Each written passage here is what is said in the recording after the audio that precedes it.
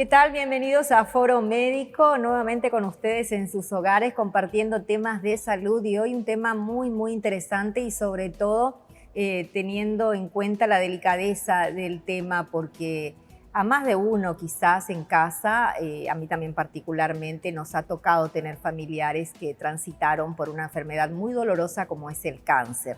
Así que hoy vamos a hacer vamos a tratar este tema desde el abordaje multidisciplinario del paciente oncológico, que es fundamental, sobre todo para el paciente y también para el entorno familiar, porque obviamente todos sufren cuando hay un paciente o alguien de la familia que padece esta enfermedad. Así que estoy muy complacida de tener a este equipo esta noche acá en Foro Médico.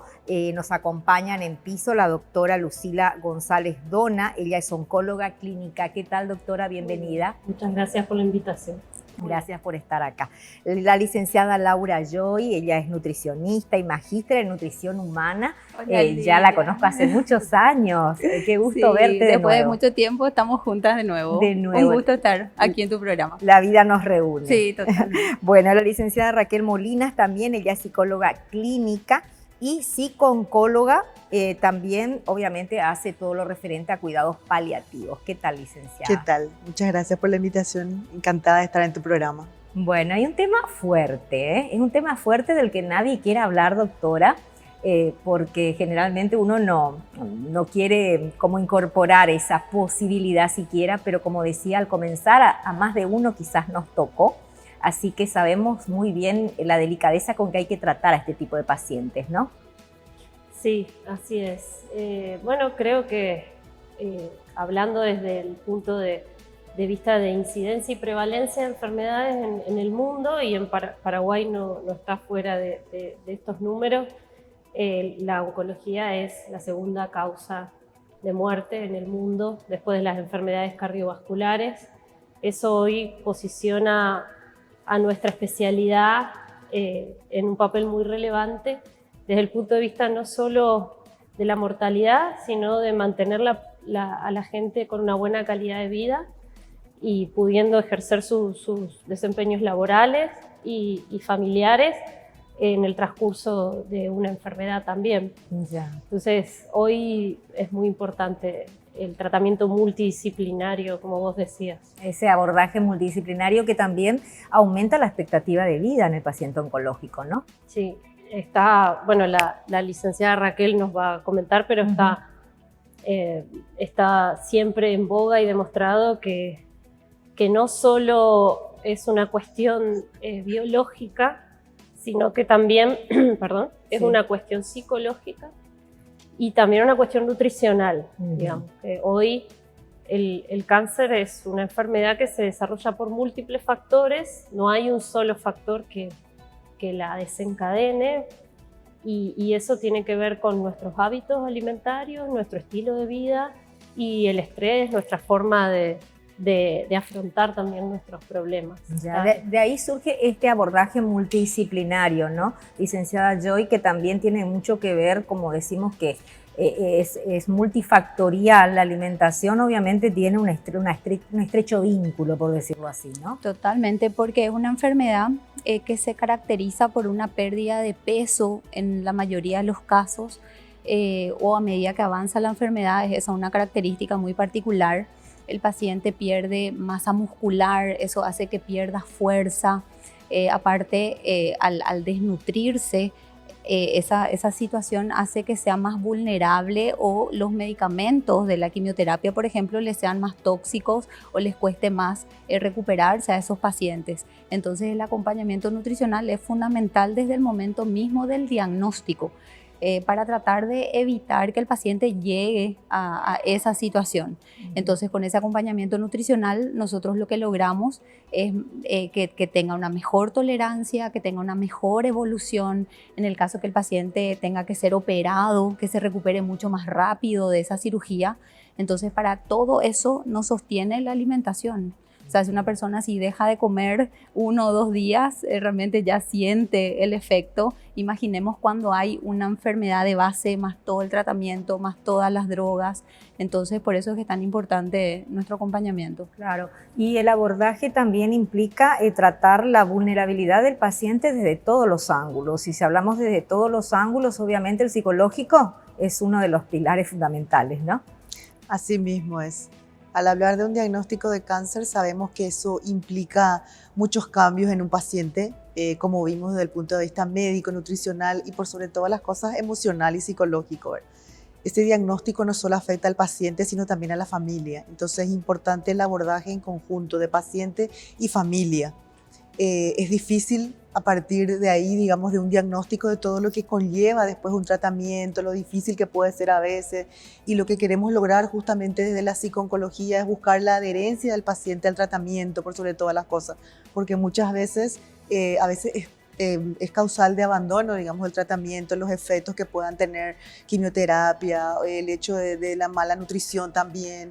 Entonces es importante que ellos tengan un acompañamiento multidisciplinario y podamos cubrir todas las áreas para que este paciente realmente pueda salir adelante en el tratamiento.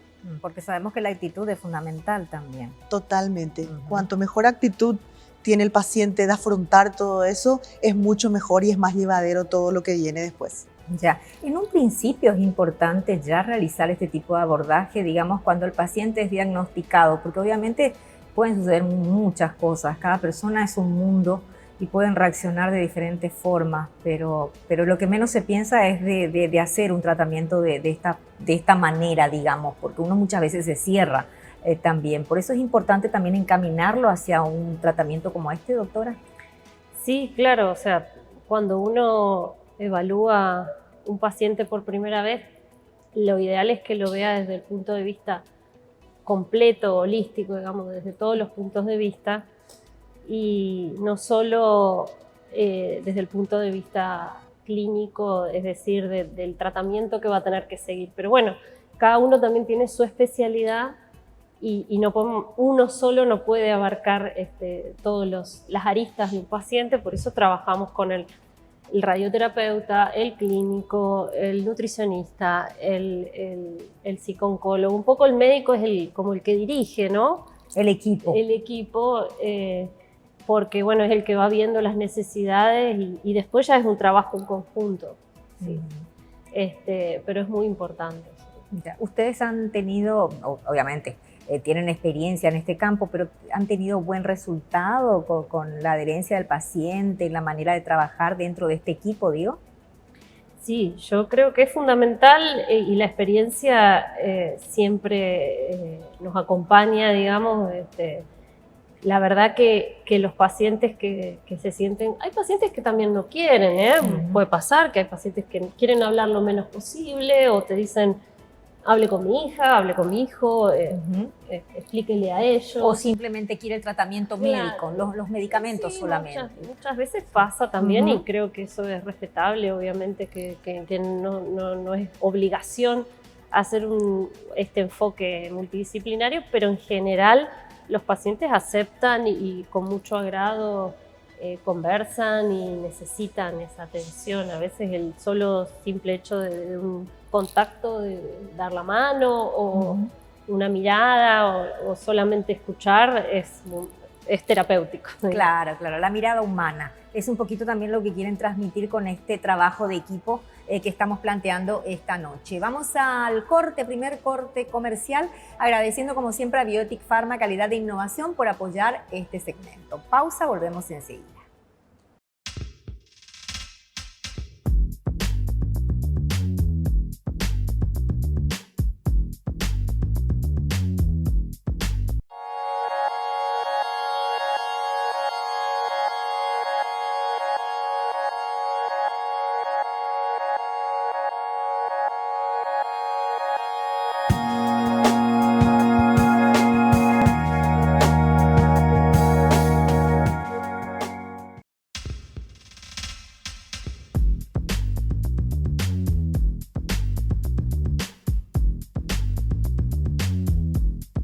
Segundo bloque de Foro Médico en Raquiura, donde hacemos la realización del programa, este lugar precioso que los invito frecuentemente a conocer. Realmente hay para todos los gustos, también para niños, para adultos, gente que quiera hacer deporte o simplemente recrearse, ¿sí? Muy cerquita de la capital, prácticamente en el área metropolitana. Ya estamos en Luque, pero igualmente se pueden dar una vuelta por acá en la semana, cuando tengan tiempo, o fin de semana en familia. Bueno, continuamos con este tema, abordaje multidisciplinario en el paciente oncológico, y le preguntaba a la doctora justamente en el corte si ¿cuántos tipos de cánceres hay actualmente? ¿Cuáles son los más frecuentes, doctora?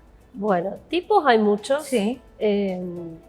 Nosotros los dividimos un poco en tumores sólidos, es decir, en órganos, como puede ser el pulmón, la mama, el colon, y los tumores hematológicos, que son los que afectan más a la médula ósea y a la sangre.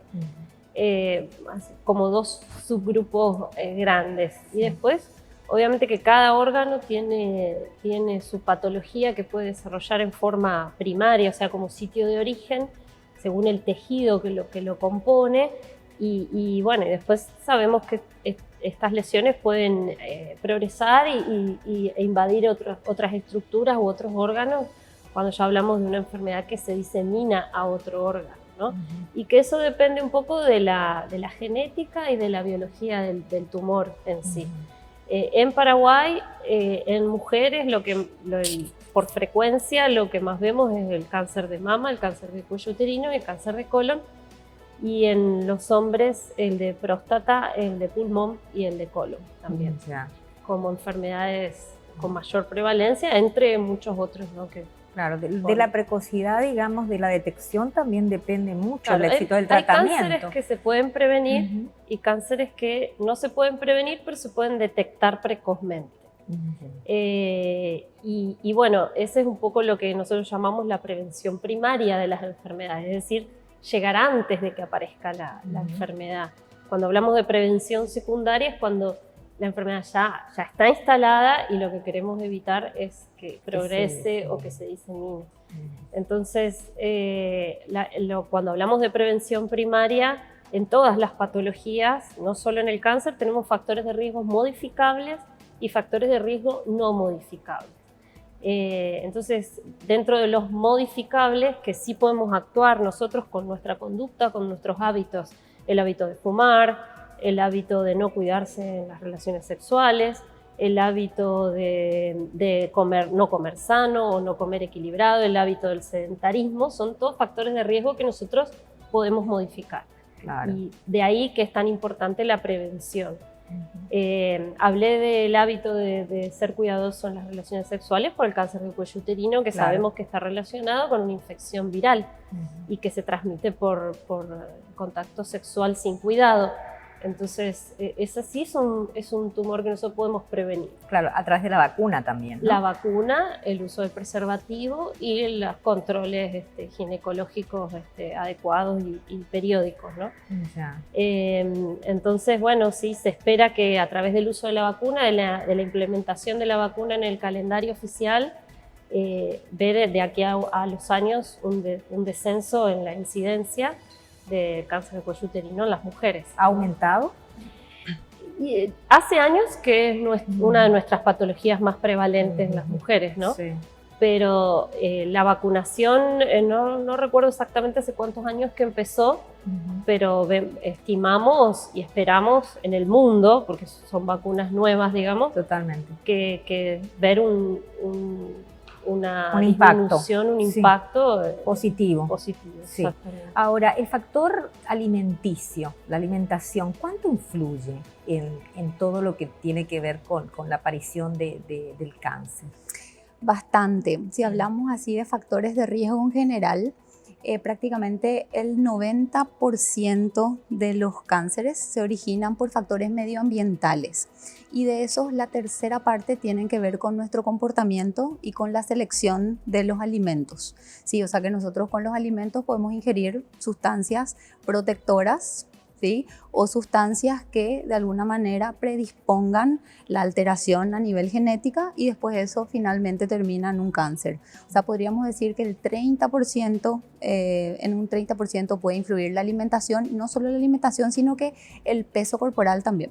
La ¿verdad? obesidad es un factor de riesgo. La obesidad aumenta el riesgo de aparición y aumenta el riesgo de mortalidad por cáncer en un porcentaje muy importante, porque nosotros le vemos a la obesidad muy relacionada con los problemas cardiovasculares, con la hipertensión, con la diabetes, pero nos olvidamos de un problema muy importante que predispone la aparición de muchos tipos de cáncer. Algunos por ahí más frecuentes son el de colon, por ejemplo. Después en la mujer los cánceres hormonodependientes, la mujer después del climaterio, mientras más tejido adiposo tiene, más estrógeno, más hormonas produce, entonces tiene más riesgo de tener cáncer de mama, cáncer de endometrio.